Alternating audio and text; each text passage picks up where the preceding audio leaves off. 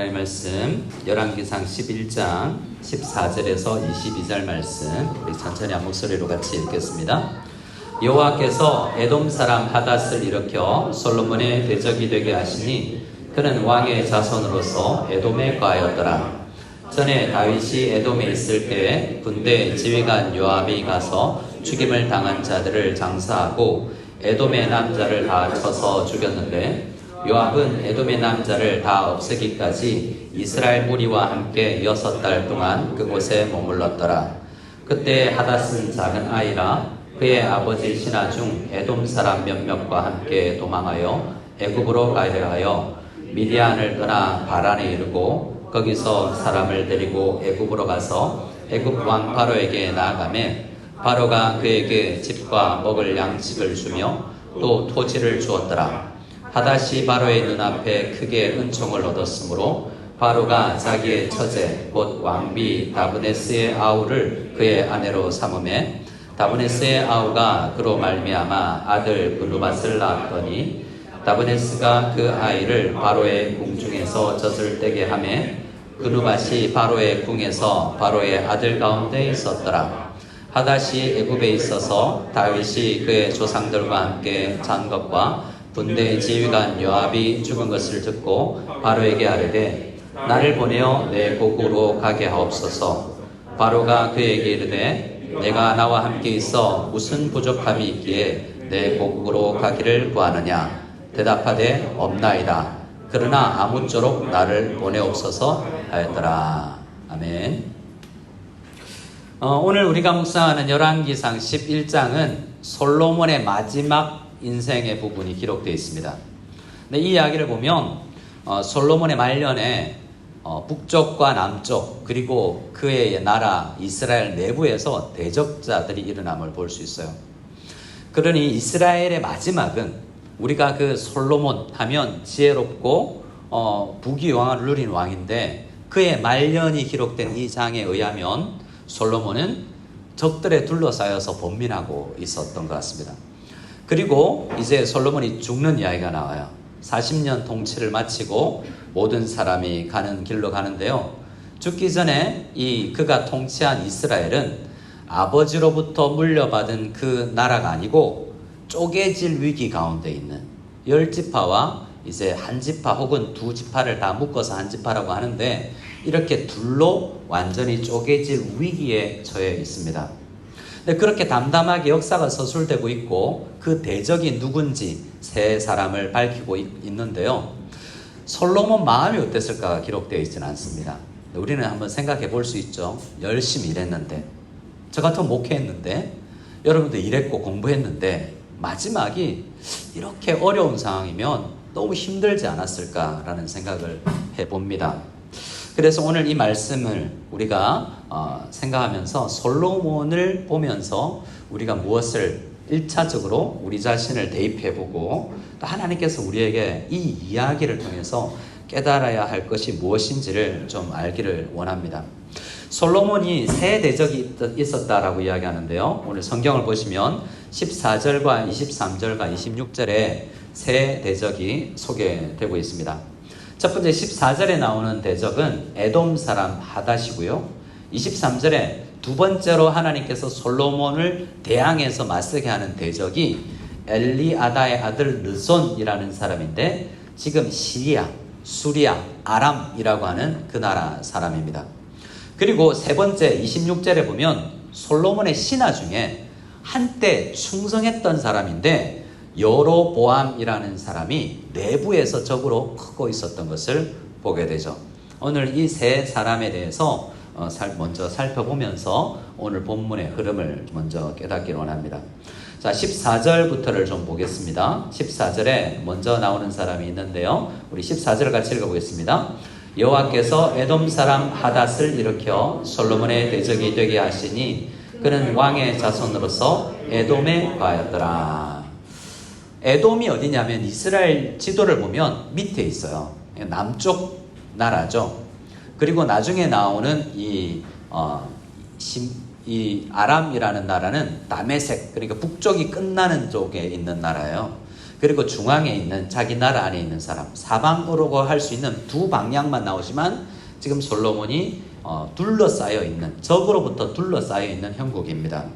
근데 이 에돔 사람 하닷이 이를 갈고 있는 사람인데 왜 그러냐면 사실 이 이야기는 하나님께서 여호와께서 솔로몬의 대적이 되게 하려고 일으켰다고 이야기하잖아요. 근데 솔로몬은 최근에 죄를 지었지 않습니까? 하나님을 돌아서 등 돌리고 우상을 섬겼어요. 여자 이야기, 1000명의 여자 이야기 듣고 돌이켜서 우상 숭배의 길로 나갔어요. 근데 하나님께서 이 대적이 되게 하는 하닷은 아버지 때부터 40년 전부터 커고 있었어요. 이 이야기를 이제 마지막까지 다 해보면 하나님의 계획과 우리의 이 모든 결정과 잘잘못이 어떻게 하나님의 손 안에서 이루어지는지를 우리가 조금 깨닫기를 원하는데요. 어쨌든 하나님께서 솔로몬의 대적으로 하닷이라는 사람을 일으켰다는 겁니다. 15절에 보면 전에 아버지 다윗 때에 에돔이라는 나라를 쳐들어갔는데 삼촌이자 군대 장관인 요압과 함께 6개월 동안 머물면서 에돔을 쳤어요. 근데 거기서 간신히 살아남은 사람이 하닷입니다. 볼까요? 우리 17절입니다. 17절을 같이 읽겠습니다. 그때 하닷은 작은 아이라 그의 아버지 신하종 에돔 사람 몇 사람과 함께 도망하여 애굽으로 가려 하여. 마치 드라마의 한 장면 같지 않습니까? 사극 같은 데 보면 이제 적들이 쳐들어왔고 다 칼 베어서 죽임을 당하는데 이 얼마나 어린아이인지 모르지만 보자기에 쌓여서 얘 왕자는 살려야 된다. 이렇게 해서 신하들 몇몇이 자기는 화살 맞아가면서 피 흘려가면서 살리는 이야기, 그런 이야기잖아요. 그래서 어디로 피신합니까? 이집트로 피신합니다. 이집트로 피신해서 거기서 놀라운 역사적 반전을 이루어요. 거기서 어떻게 되냐면 바로 왕의 총애를 받는 사람으로 자라나게 되는 겁니다. 핏덩어리 같은 어린 아이가 하닷이 거기서 바로 왕의 눈에 들어요. 그리고 어떻게 됩니까? 바로 왕의 와이프 이름이 있는데 와이프 이름이 이제 소개되죠. 왕의 왕비 다브네스가 있는데요. 다브네스라는 왕비 이름입니다. 그의 아우가 있으니 여동생이죠. 근데 그 여동생을 하고 결혼하도록 중매를 해준 거예요. 그러니까 동서지간이 된 거죠. 누가요? 이집트 왕이 내 동서가 된 거예요. 성공한 거죠. 이런 이야기는 성경에 좀 나오지 않습니까? 어떤 사람이 떠오르세요? 모세. 죽을 뻔한 어린아이가 이집트 왕자가 되어서 공주의 손에 길러지는 이야기. 또 요셉. 형들에게 팔려서 이집트로 팔려갔는데 거기 감옥 생활하다가 총리까지 오르는 사람. 그런 이야기 아니에요? 근데 그런 사람이 솔로몬의 대적이 됐습니다. 이 이야기가 여러 가지를 설명하는데요. 일단 솔로몬 같은 사람 세상에 많다는 이야기예요. 여러분, 솔로몬 위대하고 뛰어난 것 같지만 솔로몬의 인생 이야기와 모세와 같은 사람, 요셉과 같은 인생 스토리를 가진 사람 많아요. 그런데 그들에게 뭐가 없죠? 하나님이 없어요. 그들은 결국에 하나님이 없이 자기가 가진 지식, 자기가 가진 배경, 지위 모두를 하나님의 사람 이 솔로몬을 대적하는 데 사용합니다. 근데 두 가지가 있어요. 솔로몬은 잘못했기 때문에 하나님은 이 사람 하닷을 통해서 매질하고, 매로 사용되는 하닷은 자기의 원수 갚으려고 하지만 그는 그것만 있고 하나님을 알지 못해요. 이 두 가지가 같이 있는 거죠. 이 이야기에서 드러내주는 것은 이 솔로몬도 깨달아야 되는 거예요. 하나님이 이런 지위 주지 않으면, 하나님이 지혜 주지 않으면 이런 지위에 왕에 오를 수가 없는 것이 솔로몬입니다. 하닷을 하나님께서 쓰시는 것을 보고 나도 하나님 앞에 그냥 쓰임받는 한 종이구나라는 자기의 철저한 하나님 앞의 존재를 인식해야 되는데 솔로몬은 지금 어떻게 하고 있는지 아세요? 자기가 잘난 줄 알아요. 귀한 걸 귀한 줄로 모릅니다. 솔로몬 왕궁에요, 금이 하도 많아서 은은 귀하게 여기지도 않았대요. 하도 많아서. 여러분, 그런 우리가 될 수 있어요. 한번 예를 들어볼까요? 저에게 예를 들면 우리 교회는 큰 교회예요. 오늘 추석이라서 몇 명 좀 빠졌는데도 많으시잖아요. 근데 제가 친구가 목회하는 데는 반지하에 성도 5명 개척교회 했는데 그 개척교회 한 친구는 대표기도 큰딸 그 찬양 대표 이제 헌금 둘째 딸, 뭐 애들이 다 하고 사모하고 성도 한 사람. 이런 교회에 성도 한 사람이 오면 그 목사 마음이 어떨까요? 극진히 대우하고 어떻게든 우리에게 정착할 수 있도록 대접하지 않을까요? 근데 우리 교회도 그렇게 여기진 않지만 간혹 우리와 저와 우리 마음이 너무 흔해서 귀하게 여기지 않을 수 있어요. 마치 중국에 한국마트 없는 데 사는 사람들은 얼마 전에 우리 상하이에서 오신 목사님, 한국마트도 없는 그래서 우리 교회에서 그 설교 듣고 있는 성도님이 과자 한 봉다리 들려서 상해에 계신 분에게 보냈어요. 우리가 생각하는 상해가 아닌가 봐요. 여러분, 귀한 줄 모르는 겁니다. 금이 너무 흔해서. 솔로몬의 상태가 왜 우상숭배로 치닫는가? 하나님 필요 없기 때문이죠. 하나님 없어도 살만하다라는 생각이 드니 너무 흔하니 그런 생각 가운데 있는 이 사람에게 하나님께서 하닷을 일으키면서, 야, 나 너에게 지혜 줬잖아. 네가 그 위치에 어떻게 올랐니? 너의 초심에 어떻게 하나님의 백성들을 다스리려고 기도했니? 라고 던지는 것 같지 않습니까? 자, 그 사람 이야기를 조금 더 봅시다. 21절 말씀해 보면 그가 아들을 낳았는데요. 아들을 낳고 나서 아들의 이름을 그누밧이라고 하고, 그 아들을 낳고 왕의 동서가 되었으면, 자, 여러분 같으면 그 애굽에서 계속 살고 싶으세요? 아니면 고향으로 돌아가서 원수를 갚고 싶으세요? 자, 여러분, 우시에 살아보니까 너무 좋아서 한국 가기 싫죠? 아닌가요? 이집트의 왕의 동서가 되었는데요. 그의 마음에는 밝히지 못한 나 이거 해야 되겠다는 마음이 솟아납니다. 그래서 바로 왕에게, 바로 왕이요, 난 고향 가고 싶어요 라고 이야기합니다. 바로 왕이 묻죠? 내가 뭘 잘못해 준 게 있냐? 뭐가 부족해서 가려느냐?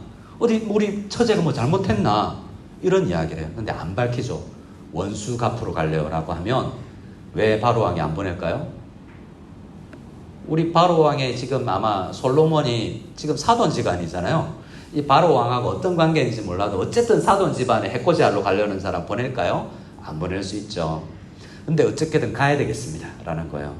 그러니까 이 사람도 마치 모세가 정말 부귀영화를 버리고 내가 어떤 일을 이루고 싶었던 것처럼 이 사람은 온통 복수로 똘똘 뭉쳐있는 사람이라고 할 수 있습니다.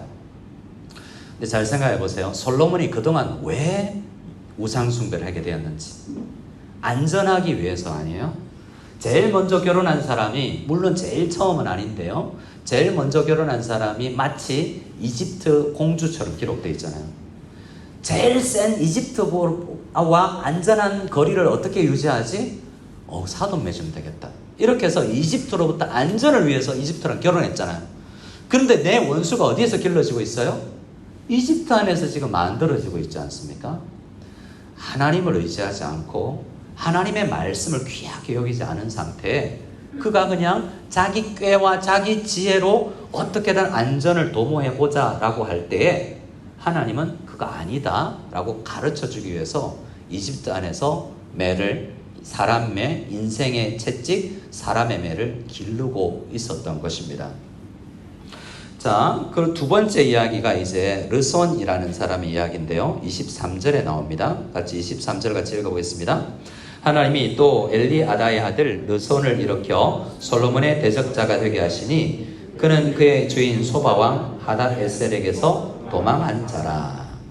자, 이 사람은 이제 아람, 시리아 쪽에 있는 사람입니다. 북쪽에 있는. 이 사람도 이제 대적자로 길러지고 있어요, 하나님 앞에.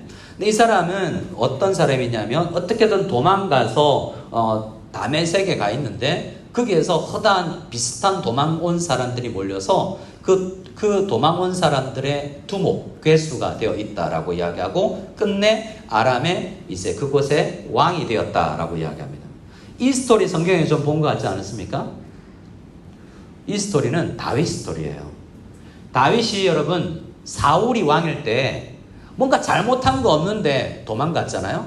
어디 갔습니까? 아둘람이라는 도피처라는 그 굴에 피난되어 있을 때 다윗 왕을 피해서 또 이 솔로몬을 피해서 온 많은 사람들, 환난당한 모든 자, 빚진 자, 마음이 원통한 자가 다 몰려들었는데 이 다윗이 그들의 우두머리가 되고 끝내 왕이 되지 않습니까?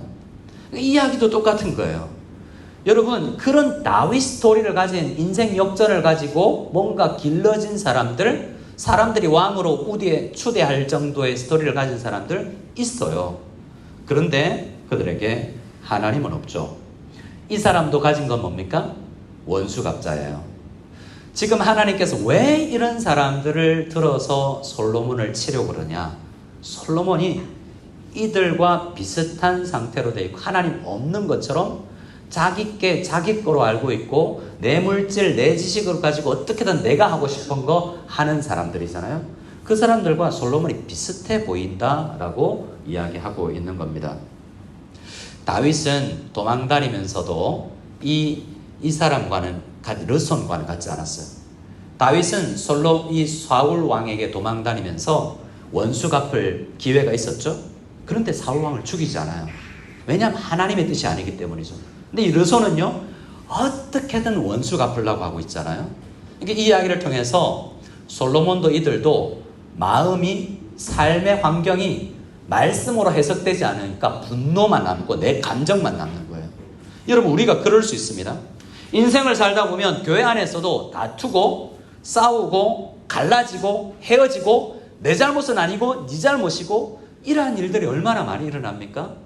회사 안에서 일어난 나오는 일들, 내가 재정적으로 어려워지고 사람 관계가 어려워지면서 뭔가 나에게 대적자와 인생이나 세상이 나를 도와주지 않는 것처럼 느껴질 때 그때 내 감정만 남아서 분노하고 잠도 오지 않고 이런 인생을 살아갈 때 말씀으로 너 자신 좀 돌아봐라 라고 이야기하는 거예요. 솔로몬이 그래야 되는 것입니다. 솔로몬은 하나님 주신 것이 많은 성도인데요, 막 열심히 살려고 자기 꽤 다 이렇게 해서 어떻게든 주식 투자하고 뭐 해가지고 성공하려고 하고 있어요. 근데 안 되는 거예요. 그때 우연히 안 됐겠지, 재수가 없었나? 뭔가 그렇게 해석해서는 안 되고, 하나님은 너 자신을 돌아봐라. 대적자가 있지 않냐? 대적자를 붙이는 이유가 뭐냐? 네가 얼마만큼 하나님에게 돌아서 있는지 점검해 보라니까. 이러한 메시지로 우리는 읽어 나가야 되는 것입니다. 하나님은 성도가 격결로 나갈 때 가만히 두시는 분이 아니에요. 어떻게 해서든지 사람의 매를 들거나 인색의 채찍을 사용해서 그를 빚어 나가시는 분이 하나님이십니다. 세 번째 있는 사람을 한번 볼까요? 세 번째 있는 사람은 여로보암인데요. 이 사람이 제일 세요. 내부에서 있는 대적이 제일 셉니다. 이 사람은 솔로몬이 등용했던 사람입니다. 일 잘한다고. 에브라임 사람인데 그때 그들의 리더가 되어서 건축 사업하는 리더로, 감독자로 삼았던 사람이에요. 그런데 그가 손을 들어 왕을 대적하는 대적자가 됩니다. 왜 그러냐면 이도 다윗과 굉장히 닮아 있는데요, 사울 왕을 하나님께서 뭔가 제대로 서 있지 않을 때 하나님 사울을 버리고 아직 목동인 다윗을 길러서 네가 앞으로 왕 될 거다 그러잖아요. 여로보암도 마찬가지예요. 이번에는 솔로몬이 제대로 하지 않으니까 여로보암에게 선지자 아히야를 보내서 네가 왕 된다. 그런데 10지파 왕만 되고 나머지 1지파 혹은 2지파는 손대면 안 된다 라고 말씀하시는 내용이 이제 내일 본문, 모레 우리 매일 성경 본문에 나와 있어요. 이 이야기는 매로 사용되지만요, 너도 10지파로 세워져서 왕이 되지만 너도 순종하지 않으면 너도 매질한다래요. 근데 끝내 그 이후의 스토리는 여로보암이 10지파 데리고 북이스라엘을 개국하지만 온 이스라엘, 북이스라엘 사람들을 불순종하는 나라로 만들어버리는 사람이 여로보암이에요. 다 하나님이 없는 사람이죠. 근데 그런 사람들을 대적자로 만들어서 하나님은 절대로 버리지 않는 성도 솔로몬을 빚어나가시는 거예요. 성경 이야기를 그냥 솔로몬의 재미있는 3000년 전 이야기를 읽게 아니라 솔로몬은 하나님의 사랑을 받는 사람이에요. 왜 그러냐? 태어날 때 여러분 그의 이름은 아버지 다윗은 솔로몬이라고 했습니다. 근데 하나님은 나단 선지자를 보내서 솔로몬의 이름을 뭐라고 바꿔주는지 아세요? 여디디야. 해석하면 하나님의 사랑을 받는 자예요. 솔로몬은 처음부터 아무 행동한 것이 잘난 것도 없고 선한 것도 없는데 하나님께서 그를 사랑한다고 선택한 성도예요. 우리도 모두 그렇거든요. 성경에는 우리가 잘나서 못나서 선택된 게 아니라 아직 우리가 죄인 되었을 때, 야곱이 쌍둥이로 태어나서 뭔가를 행한 것이 없을 때 하나님께서 저를 내 아들 삼고 싶으라고 선택했대요. 근데 그 선택된 사람은 때로는 솔로몬처럼 등 돌아서서 우상숭배까지도 할 수 있지만 절대로 놓치지 않고 사람의 인생의 채찍을 사용해서 빚어 나가신다는 것이 성경의 이야기예요. 그러면 우리는 생각할 수 있죠? 옆 사람한테 이야기해 봅시다. 아무렇게나 삽시다. 어떻게 살아가도 하나님께서 나를 빚어내실 테니까 막 살면 되죠? 성경은 특히 사도 바울은 절대로 그럴 수 없느니라 라고 이야기해요. 나는 잘못해도 하나님께서 나를 돌이키게 하시는데 깨닫고 나면 그렇게 살 수가 없게 만드는 게 하나님의 은혜죠. 왜 그를 하나님께서 이렇게 매질을 하시냐면 우리 11장 33절을 보겠습니다. 11장 33절 말씀을 좀 뒤에 있는 말씀인데요. 33절 말씀을 같이 읽어보겠습니다. 시작. 이는 그들이 나를 버리고 시돈 사람의 여신 아스다롯과 모압의 신 그모스와 암몬 자손의 신 밀곰을 경배하며 그의 아버지 다윗이 행함같이 아니하여 내 길로 행하지 아니하며 나 보기에 정직한 일과 내 법도와 내 율례를 행하지 아니함이라. 성경이 이야기하고 있는 표면적인 이유는 솔로몬이 하나님 말씀 안 지켜서예요. 불순종해서죠. 자, 물어보겠습니다. 여러분 하나님 말씀 다 지켜요? 내 부모를 공경하라. 아내를 사랑하되 죽기까지 사랑하라. 남편에게 복종하라. 내 이웃을 내 몸과 같이 사랑하라. 우리가 너무 잘 아는 해석할 필요가 없는 하나님의 명령인데요. 많은 것들을 어겨요. 형제를 보고 욕하고 그리고 나가라 하는 자마다 살인한 자라고 이야기하잖아요. 음욕, 나는 나 간음 안 했어 하지만 하나님의 법에 비춰보면 다 죄인이잖아요. 그런데 하나님은 이런 것 같아요. 마치 지킬 수 없는 법을 주고 못 지키면 벌 준다, 이런 하나님 같잖아요. 에덴 동산에 뭐가 없으면 범죄하잖아요. 에덴 동산에 선악을 알게 하는 나무만 안 만들었으면 유혹이 안 될 거 아니에요. 근데 꼭 유혹받을 만한 먹음직한 보암직한 나무를 만들어 놓고 유혹에 빠지도록 만들고 빠지니까 벌 주고. 그리고 대부분 그런 거 아닙니까? 대부분 거의 모든 사람, 성경이 이야기하는 다윗도 유혹받고 솔로몬도 유혹받고 나머지는 다윗도 솔로몬도 유혹받는데 너라고 별 수 있냐? 성경은 다 이 이야기예요. 그런데 하나님은 이해할 수 없는 플랜이 그렇게 하나님의 법을 못 지키는구나를 체득으로 알고 나서 우리는 여러분 교회에서 그냥 성도의 자녀로 태어나면 저는 죄인이고요. 하나님은 하나님이십니다. 그냥 아무 감정 없이 고백해요. 주기도문 사도신경 고백할 때 줄줄줄 외워요. 진심으로 내가 죄인이라는 느낌이 없이 말이죠. 근데 하나님께서 하나의 해석, 2000년 교회사에 하나님께서 우리가 넘어지고 타락할 끝까지 계획해 놓으셨는데 내 죄 때문에 넘어진 것이고 하나님 탓은 없는 이 신비는 해석되지 않은 하나님의 지혜예요. 하지만 하나를 우리가 알 수 있는 것은 뭐냐 하면 못 깨달았는데 넘어져보고 죄악에 깊이 빠져보고 타락해보고 등 돌려보고 하나님의 위대하심을 깨닫고 내가 얼마나 죄덩어리인지를 깨닫게 되는 거예요. 그 다음에 뭐가 나오는지 아세요? 찬양이 나오는 거예요. 우리는 그냥 예배 시간에 PPT 보이면 찬양합니다. 아무 감정 없이. 기도하자 그러면 기도할 수 있어요. 감정 없이. 그런데요, 솔로몬은 어떤 사람이냐면 성경을 써야 될 사람이에요. 어떤 성경이요? 아가서, 시편, 잠언, 전도서를 써야 되는 사람인데 공부해서 책 읽어서 배울 수가 없어요. 하나님은 이상하게 솔로몬의 죄 때문이지만 그가 넘어지게 해놓고 다시 회복을 시켜서 그 진흙더미에서 돌아오고 나서 진짜 나 죄인이군요. 하나님께서 나 붙들어 주지 않으면 우리 아버지도 나도 다 넘어질 수밖에 없군요 라는 거예요. 근데 우리가 여기서 하나 알아야 되는 것은 하나님이 죄를 조장하는 분은 아니라는 거예요. 따라합시다.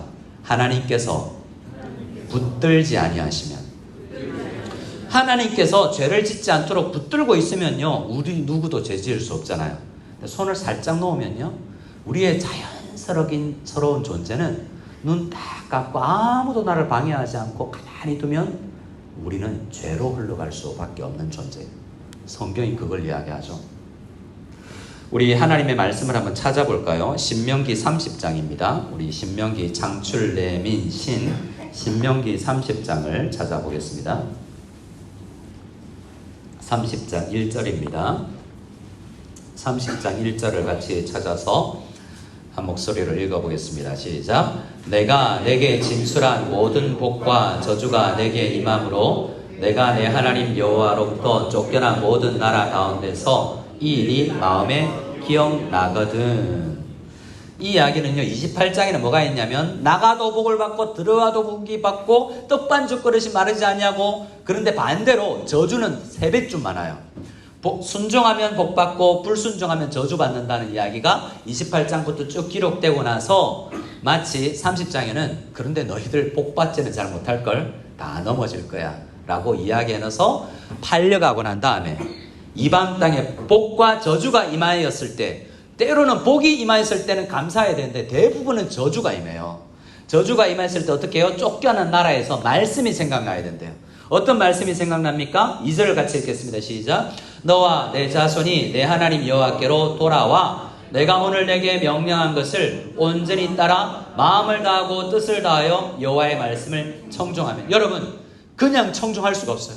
아멘 하고 나갔지만 우리가 실감나게 죄가 느껴지지 않고 하나님이 시퍼렇게 살아계시다는 확신이 안 들기 때문에 우리는 판판이 넘어지는 거예요. 근데 넘어지고 나서 실패하고 나서 돌아오보면 온 마음을 다해서 청종하지 않을 수 없는 사람이 빚어지는 거예요. 하나님께서 때로는 대적자를 통해서, 때로는 나라가 망하게 해서, 때로는 사업이 안 되게 되고, 때로는 사고를 나게 해서 우리를 그렇게 빚어 나가시는 거예요. 하나님의 본뜻은 6절에 있습니다. 6절을 같이 읽어보겠습니다. 6절입니다. 시작. 내 하나님 여호와께서 내 마음과 내 자손의 마음에 할례를 베푸사 너로 마음을 다하며 뜻을 다하여 내 하나님 여호와를 사랑하게 하사.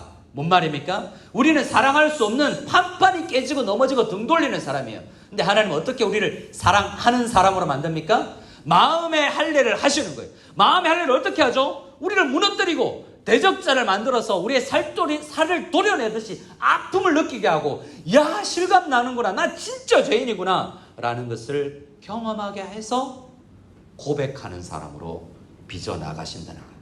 할례를 베푸사 우리의 마음을 다하여 뜻을 다하여 하나님 여호와를 사랑하게 만드시는 분이 하나님이에요. 이 이야기는 열왕기서 11장의 솔로몬의 배교는 하나님의 사람도 넘어질 수 있는데 버리지 않는다.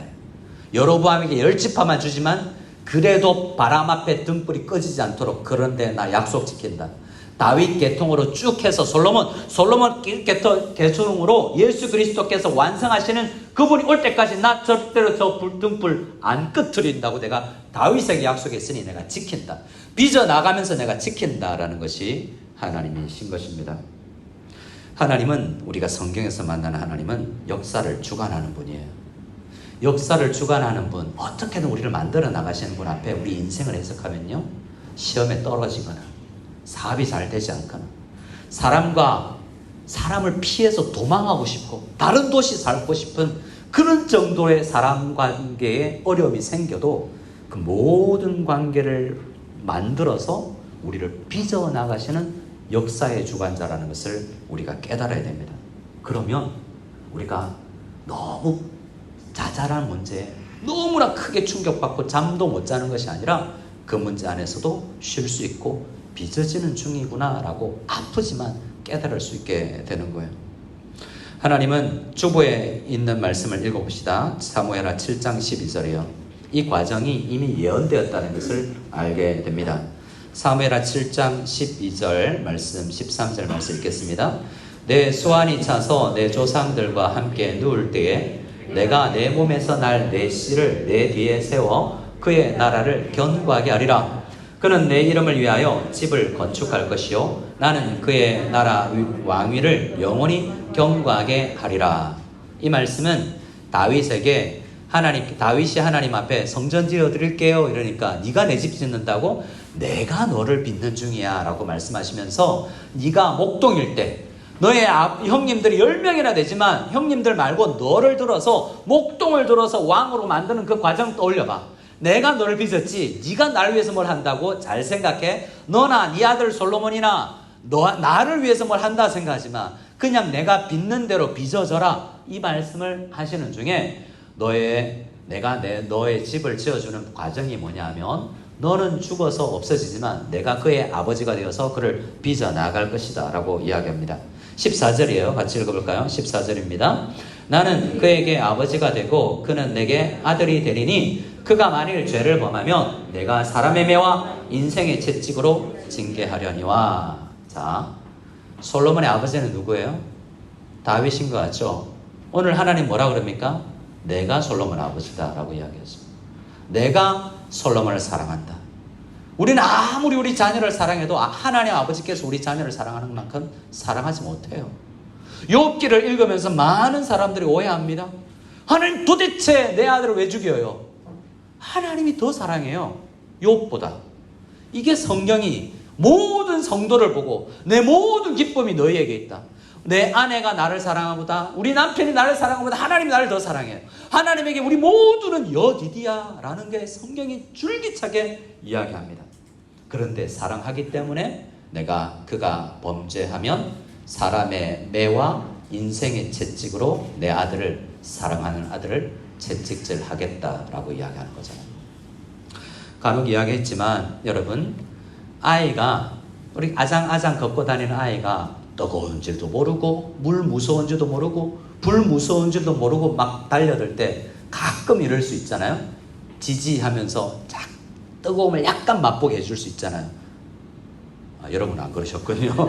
그러니까 맛 좀 봐라 하면서 근데 다치게는 안 하고 뜨거운 걸 느끼게 해주려고 그냥 내어버려 두는 경우가 있죠. 그리고 진짜 다치려고 할 때 아빠는 싹 끌어안아주죠. 이게 우리를 내어버려 두심. 솔로몬이 주변 나라 모압, 암몬, 이집트 다 없애버리면 유혹거리도 없잖아요. 우리를 유혹이 가득한 세상에 두면서 맛 좀 봐라 하는 것 같아요. 그리고 맛을 보고 넘어지면 완전히 넘어지지 않도록 끄지지 않도록 상한 갈대가 꺾여지지 않을 때까지는 허락했다가 싹 끌어안아서 경험하게 해줘서 우리를 찬양하는 사람으로 만들어내시는 거예요. 왜냐하면 하나님 우리를 사랑하시는 아버지시니까. 바울이 로마서에서 1장에서 우리가 하나님께서 붙잡아 주지 않고 내어버려 둠을 당하면 어떤 존재인가를 보여줍니다. 솔로몬이 이때 느끼고 다윗이 다 느껴요.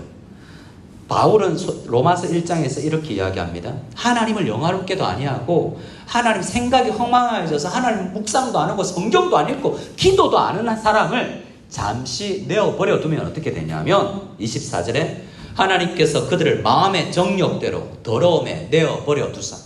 누가 유혹해서 그 사람이 넘어진 게 아니라 우리는 가만히 두면 유혹돼서 정욕에 따라 움직이는 사람이라니까요.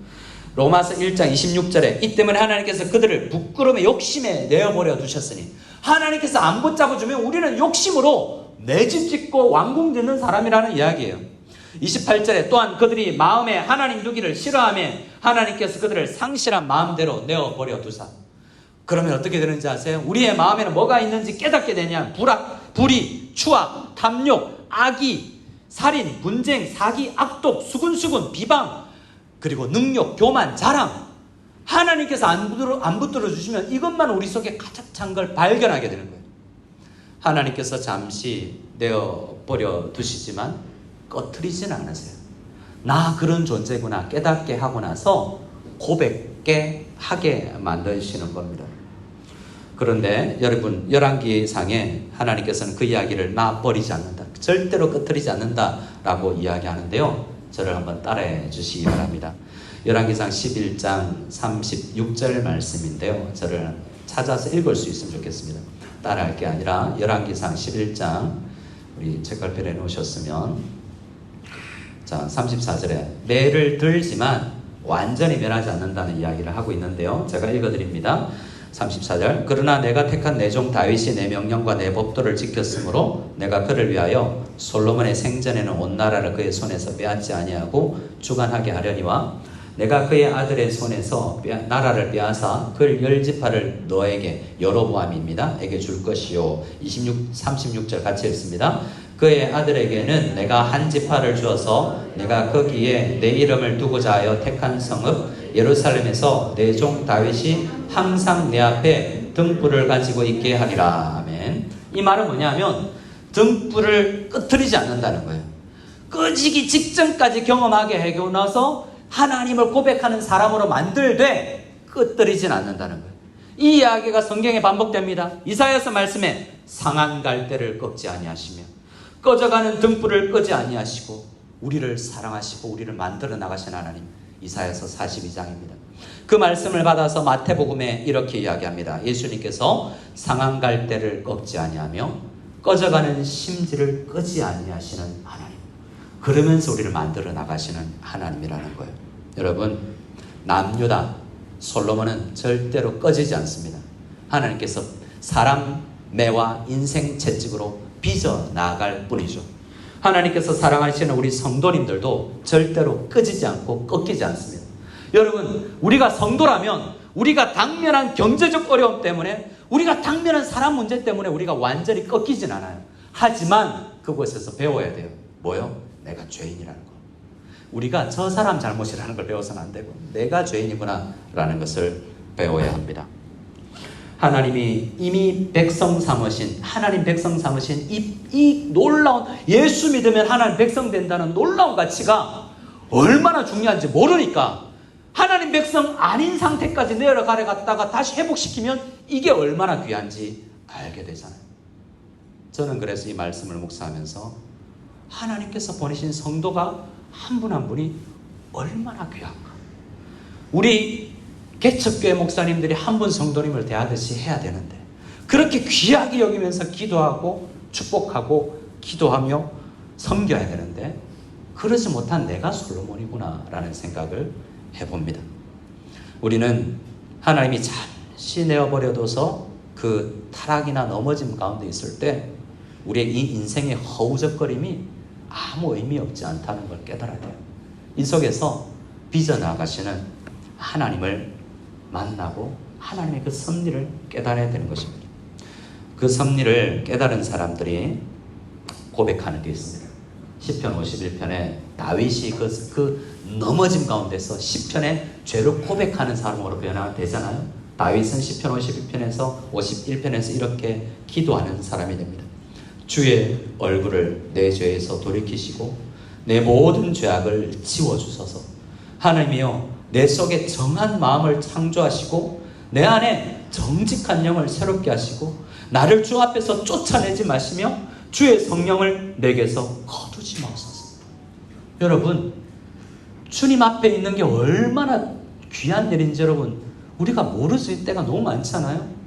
우리 아이들이 저기 유학 가보고 핀란드에 유학 가 있는 사람이 이런 이야기를 하더라고요. 거기는 9개월이 해가 없대요. 아침에 회색으로 시작해서 오후 10시까지 회색이다가 오후부터는 까만색, 회색 까만색, 회색 까만색이 9개월이 지나고요. 잠시 좋은 시간, 봄 왔다가 겨울, 봄, 겨울 이렇게 된대요. 뭐가 여러분 그리운지 아세요? 햇님이. 나 날씨에 영향받지 않는 사람이야 했는데 거기서 다 넘어진대. 다 우울증에 빠진대. 우리가 그렇습니다. 하나님이 없으면 나 혼자 잘 살 줄 아는 사람이 우리 같은 우리의 인생이에요. 그런데 하나님 앞에 기도를 하지만 하나님 제발 하나님 앞에 붙어있게 도와주세요라고 기도를 하지 않지 않나요? 하나님 내게서 성령이 우리는 내 속에 있는지도 모르는데 계시잖아요. 근데 성령 좀 거두지 마소서라고 기도해야 될 정도로 하나님은 다윗을 경험하게 합니다. 하나님을 경배하는 자로 만들어냅니다. 이 모든 경험을 하고 나서요, 솔로몬의 마음이 열왕기에 기록되어 있지 않지만 잠언과 시편에 기록되어 있습니다. 우리 두 가지를 찾고 이때 넘어지고 나서 배운 솔로몬의 고백을 한번 찾아보겠습니다. 잠언은 주보에 있으니까 3장을 읽고요. 우리 시편 127편을 찾아서 읽고 잠언 읽고 함께 기도하겠습니다. 시편 127편입니다. 시편 127편 1절을 같이 읽어보겠습니다. 여호와께서 집을 세우지 아니하시면 세우는 자의 수고가 헛되며 여호와께서 성을 지키지 아니하시면 파수꾼의 깨어있음이 헛되도다. 아멘. 127편은 성전에 올라가는 노래인데요, 솔로몬의 시라고 되어 있습니다. 저는 이 시를 넘어지고 나서, 하나님 등 돌리고 나서, 매 맞고 돌아오고 나서 내가 하나님 위해서 성전을 지었다고 교만했구나, 내가 왕궁을 지었다고 교만했구나 라는 것을 깨닫는 시라는 거예요. 이건 가정에 대한 이야기가 아니라 솔로몬이 내가 하나님 섬기는 줄 알았는데 아니고 나 죄인이었군요, 내가 뭘 하려고 그랬군요 라는 고백을 하는 거라고요. 헛되고 헛되도다는 전도서와 닮아 있지 않습니까? 2절 말씀을 읽어봅시다. 시작. 너희가 일찍 일어나고 늦게 누우며 수고의 떡을 먹음이 헛되도다. 그러므로 여호와께서 그의 사랑하는 자에게는 잠을 주시는도다. 여러분, 우리에게 뭘 주신다고요? 잠을 주신다. 예배 시간에 조는 분들의 위한 말씀이 아니고요, 사랑하는 자에게 잠을 주신다 그러냐면 뭐냐면, 여기서 사랑하시는 자는 솔로몬 자신이에요. 여디디아. 여기서 사랑하는 자는 성도예요. 성도는 판판이 넘어질 수 있지만 꺾이지 아니하고 꺼지지 않기 때문에 잘 수 있고 쉴 수 있다는 거예요. 내 상황이 너무나 어려워서 잠도 오지 않는 불면증 가운데 들어가지 않는다는 거예요. 왜요? 하나님이 나를 주관하시니까. 우리는 아무리 어려워도 잠은 잘 수 있도록 쉼을 허락해 주신 하나님을 솔로몬은 이렇게 고백하고 있는 것입니다. 잠언 말씀을 읽어보겠습니다. 잠언 말씀 3장입니다. 주보에 있는 말씀 같이 읽겠습니다. 하나님의 법, 말씀, 이 실감나지 않는데요, 이 과정을 통해서 잠언은 아들에게, 르호보암에게, 1000명이나 되는 자녀들을, 우리 아내를 통해서 낳은 자녀들에게 안타까운 마음으로 말씀 중심으로 살아야 된다는 것을, 함부로 살면 매 맞는다는 것을 깨닫고 나서 하나님께서 나를 만드시겠지라고 그냥 살지 않고 어떻게든 열심으로 우리 아들은 이 길 걸어가지 않도록 열심을 내어서 기록한 책이 잠언이에요. 우리 잠언 3장 1절을 같이 읽겠습니다. 시작. 내 아들아, 나의 법을 잊어버리지 말고 내 마음으로 나의 명령을 지키라. 마음으로 지키라. 내가 그러지 않았는데 안 되더라, 매 맞더라 라는 이야기예요. 5절 말씀 같이 읽어보겠습니다. 시작. 너는 마음을 다하여 여호와를 신뢰하고 내 명철을 의지하지 말라. 아들아, 나 똑똑해 봤다, 나 가져봤다. 근데 내 명철을 의지하면 안 된다. 애굽을 어떻게 피할 수 있을까 생각했는데 애굽에서 적이, 대적자가 길러지더라 라는 고백입니다. 7절 또 있습니다. 시작. 스스로 지혜롭게 여기지 말지어다. 여호와를 경외하며 악을 떠날지어다. 아멘. 마지막 11절 12절을 읽고 우리 함께 기도합시다. 11절 12절입니다. 내 아들아, 여호와의 징계를 경히 여기지 말라. 그 꾸지람을 싫어하지 말라. 대저 여호와께서 그 사랑하시는 자를 징계하시기를 마치 아버지가 그 기뻐하는 아들을 징계함같이 하시느니라. 솔로몬이 결국 깨달았습니다. 아버지의 다윗에게 준 말씀이 뭐였죠? 사무엘하 7장에 다윗, 네가 솔로몬 아버지 아니다. 하나님이 내가 솔로몬 아버지다. 내가 그를 더 사랑하고 내가 지킨다. 내가 만들어간다. 그러니 그가 결국은 빚어진다라는 이야기를 하고, 지금 아들에게는 아들아, 매 맞을 때 돌이켜라. 하나님이 네 아버지다. 하나님께서 나를 여디디아 삼았지만 너도 사랑하신다. 이 말씀을 유언처럼 잠언에서 남긴 것입니다. 하나님의 사랑을 받는 여디디아이신 성도 여러분, 우리가 모든 환경을 하나님의 역사하심으로 해석해낼 수 있는 능력을 있고, 그래서 판단해 보건대 말씀 앞에 비추어 보건대 우리가 멀리 나가고 등 돌렸다면 하나님 앞에 돌아가서 진심으로 그 환경을 가지고 사랑을 고백할 수 있는 사람이 다 될 수 있기를 소원합니다. 아멘. 우리 함께 찬양하겠습니다.